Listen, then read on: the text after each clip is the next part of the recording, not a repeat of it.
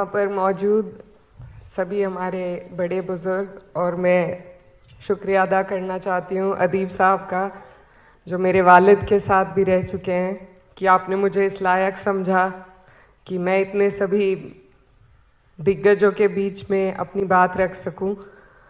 और आज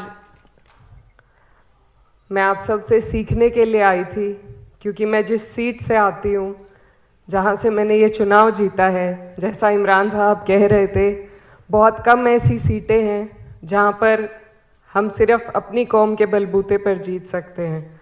तो मेरी खुशनसीबी है कि मैं एक ऐसी सीट से आई हूँ जहाँ सिर्फ 30% होने के बावजूद तमाम जितने भी हमारे वहाँ के सेक्युलर माइंड के लोग थे, जो सेक्युलरिज्म को पसंद करते हैं और बढ़ाना चाहते हैं, ऐसे लोगों ने मुझे वहाँ से अपना नुमाइंदा चुनकर भेजा।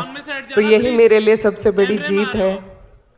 और मैं यही कहना चाहती हूँ कि आने वाले वक्त में मैं जिस उम्मीद के साथ आई थी, यही लेकर अपने दिल में आई थी कि मैं न सिर्फ किसी एक की, बल्कि जो हमारे मुल्क की खूबसूरती है और यहाँ पर जितने भी मज़हब, जितनी भी जातियाँ मौजूद हैं, खासकर मेरी कंस्टिट्यूएंसी की, तो मैं उन सब की आवाज़ ईमानदारी से उठा सकूं। लेकिन यहाँ पर आने का जो मेरा मकसद था वो सिर्फ यही था कि आप लोगों के बीच में बैठकर ये जान सकें कि किस तरीके से हमें अपनी कौम के लिए भी काम करना है, किस संजीदगी के साथ हमें अपनी कौम के मुद्दे उठाने हैं। क्योंकि सबसे अहम बात यह है इस पूरे मुल्क के मुसलमानों के लिए कि हम यहाँ मुसलमान बाय चॉइस हैं, बाय बर्थ नहीं हैं, बाय चॉइस ज़्यादा हैं।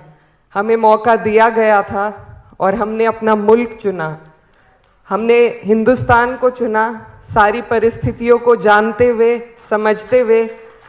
और ये बात हमें खुद भी याद रखनी है और कोशिश करनी है कि जितने भी लोगों के बीच में हम जी रहे हैं, उन्हें भी इस बात का एहसास उनकी लड़ाई लड़कर दिलाया जा सके।